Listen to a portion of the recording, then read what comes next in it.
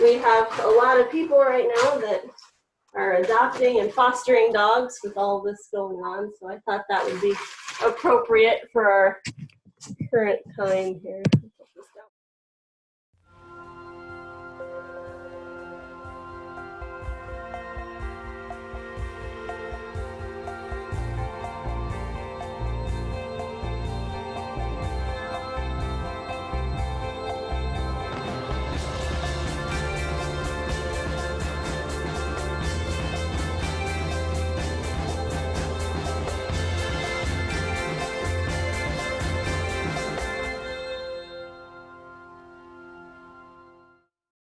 Madeline, Finn, and the Shelter Dog by Lisa Papp.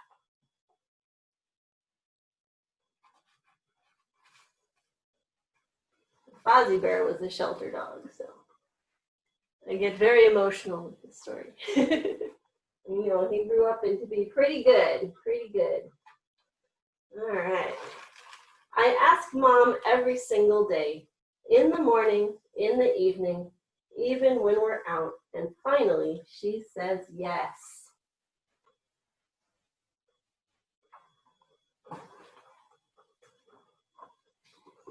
Hello, Madeline, Finn, Mrs. Dimple says when we arrive.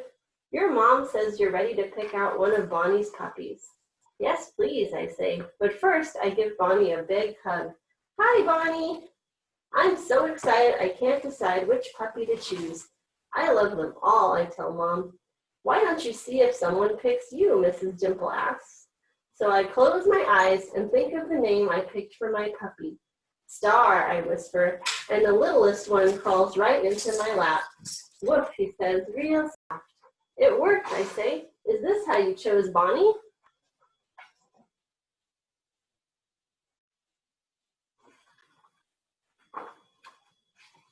Not quite, Mrs. Dimple says. There are lots of ways to find animals. You know what a shelter is? I look at Mom. A shelter is a place where animals wait for good homes, she says.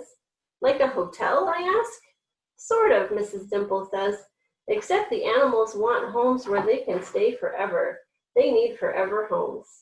How many animals are there, I ask? Do they have snakes? It's not a zoo, Mrs. Dimple explains, but there are lots of dogs and cats. I volunteer at the shelter. Bonnie comes too. Why don't you join us sometime? Can we, Mom? I ask. We'd love to, Mom says.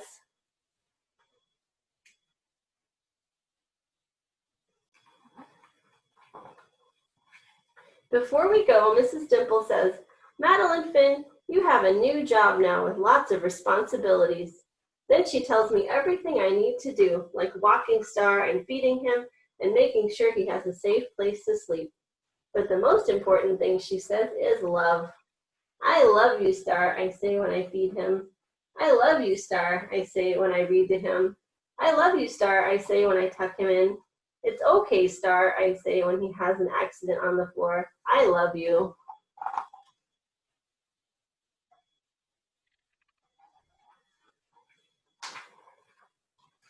On Saturday, Mrs. Dimple invites us to the shelter. Thank you for the donations, a lady tells Mrs. Dimple. Then she smiles at me. My name is Miss Ivy. Would you like to meet some of our animals? Yes, please, I say.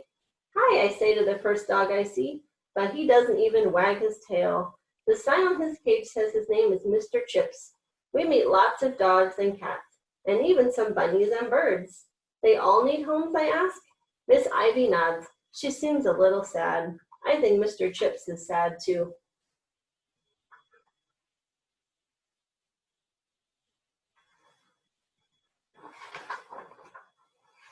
Mom, I ask when we get home, do shelter dogs get to play outside? Probably not as much as Star, she says. Do shelter dogs get to sleep under blankets? I'm not sure, honey.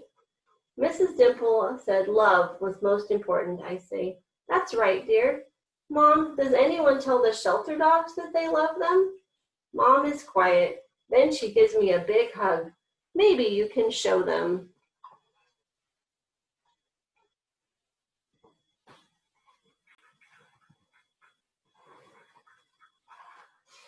The next day, I rummaged through our linen closet. The sign at the shelter said they need towels, I say. Can we bring some? I bet they would like that, Mom says. Miss Ivy is happy to see us. Thank you, Madeline Finn, she says. These will make soft beds for the animals.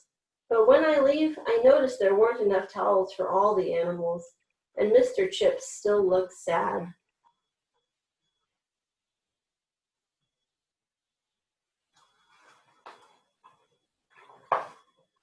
Before bed, I practice reading to Star. Then I whisper in his ear, I love you, Star.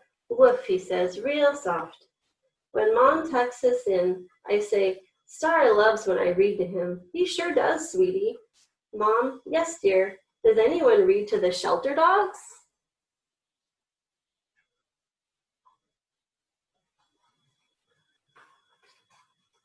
In the morning, we talk with Mrs. Dimple about my new idea. Then Star and I spend all week collecting towels and blankets from the neighbors. I make special signs and Mrs. Dimple helps me hang them in the library. Saturday, 10 a.m. Come read to the shelter animals. Bring a blanket and a book.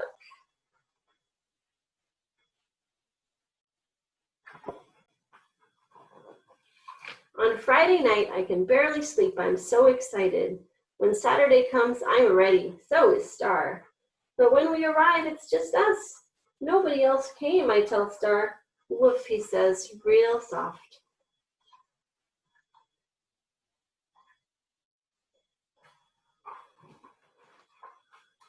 I'm glad you're here, Miss Ivy says when I hand her the blankets and towels. Why don't you get started? I sit by the first dog. We're both a little nervous, but when I start reading, she wags her tail. The next dog perks up his ears when I read to him. Even the cats around the corner are listening. But after my fifth story, I'm still the only one here. I don't have enough books, I tell Miss Ivy, or enough blankets. I know, Madeline Finn, she says, I know. Then I hear footsteps.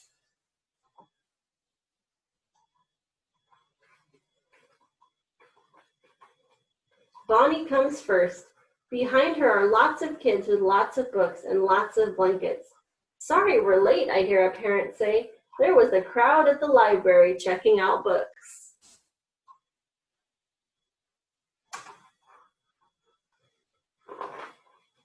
Miss Ivy shows everyone how to sit with the dogs and read to them. Pretty soon, the shelter looks like a library. Did everyone get a story, I ask Mom. I think so, sweetie. And a blanket? Almost, Mrs. Dimple says. Take a look. I peek around the corner. Mr. Chips didn't get a blanket.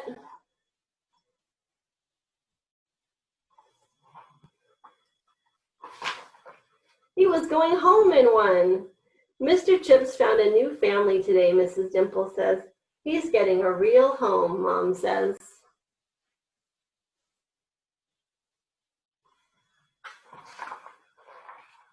A forever home, I say, and Star lets out a giant woof.